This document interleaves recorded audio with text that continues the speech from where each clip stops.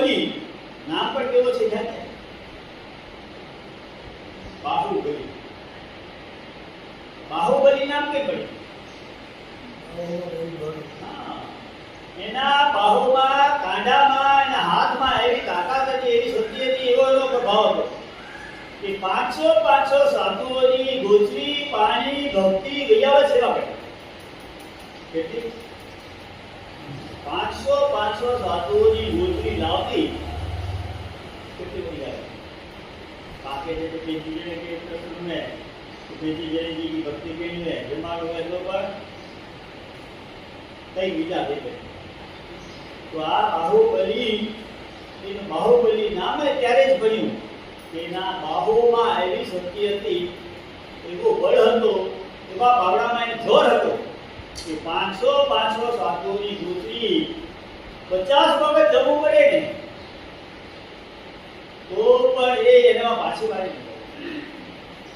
એવા બાહુબલી ભક્તિમાં અડગો બનેલા પણ બાહુબલીને આગળ અહંકાર કરી દીધો.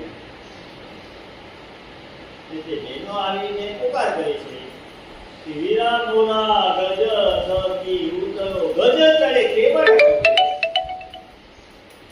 જ્યાં વીરા મોરા ગજ સકી સાંભળે છે ત્યાં જે બાહુબલી વિચાર કરે છે હીરા મોરા ગજ સકી ઉતરો, અહીંયા ગજ તો છે નહીં. ગજ એટલે હાથી તો અહીંયા છે નહીં. અને આ બેન મહારાજનો અવાજ છે. બેન મહારાજ તો કાંઈ ખોટું બોલે નહીં, જૂઠું બોલે નહીં. તો પછી આ વાક્ય કેમ બોલ્યા? જો કોઈ પણ શબ્દ, કોઈ પણ વાક્ય અને કોઈ પણ એક વિચાર આપણા અંદરમાં જો બરોબર ફિટ થઈ જાય અને બરોબર બેસી જાય તો એ શબ્દ પણ આપણને એવો ઓળખોળ કરીને એવો આપણે ચિંતન કરાવે, એ શબ્દ આપણે જગાડી નાખે. જેમ ચંદ્રકોશિયાનો સર્પ, ચંદ્રકોશિયા શું કર્યું?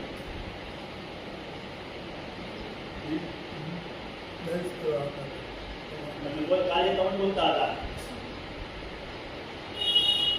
ક્રુદ્ધની ધારા પગથી નીકળે. ચંદ્રકોશિયો દસિયો જ્યારે ક્રુદ્ધની ધારા પગથી નીકળે. વિષને બદલે દૂધ જોઈને ચંદ્રકોશિયો આવ્યો શરણે. ચંદ્રકોશિયાને તે તારી, ચંદ્રકોશિયાને તે તારી ઘણો કીધો પકાર. તારા મહિમાનો નહીં પાર, દાદાજી તારા મહિમાનો નહીં પાર. આ ચંદ્રકોશિયો પણ આવો જ કોઈક વાક્ય સાંભળી. આ ચંદ્રકોશિયો પોતે કેવો છે? હા, લોકો એને કહે છે ભગવાનને કે ભગવાન આપ આ માર્ગે ન જાઓ, ભગવાન આ માર્ગે ન જાઓ. જાસો માં પ્રભુ પંથ નીકળે છે.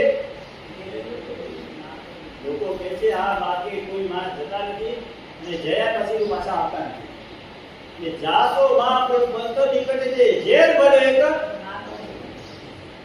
કે ભગવાન આ માર્ગે ના જાઓ, ના જાઓ, ના જાઓ, ના જાઓ. છતાં પણ ભગવાન એને પ્રતિકોધમાં સામે ગયા અને જ્યાં ચંદ્રકોશિયાએ દંડ દીધો, ચંદ્રકોશિયો જોઈ રહ્યો છે કે જ્યારે પણ આપણને કાંઈ પણ જરા ઘા લાગે, કાંઈ માર લાગે કે કાંઈ ઠેસ લાગે તો કેવો લઈ નીકળે?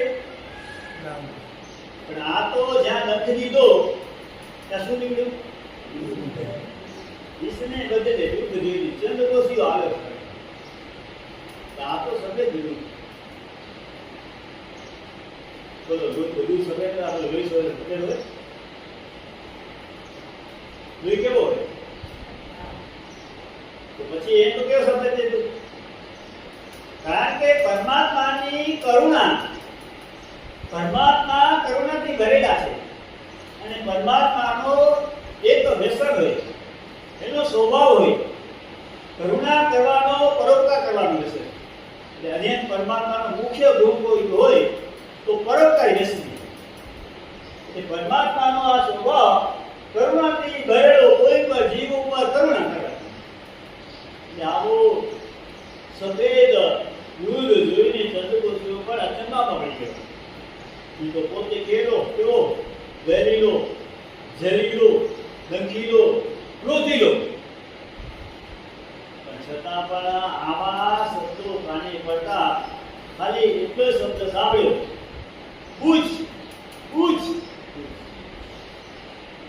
એટલો કામ કરી આટલો શબ્દ બોલાય અને ચંદ્રગોસ્વીઓ કરી જાય.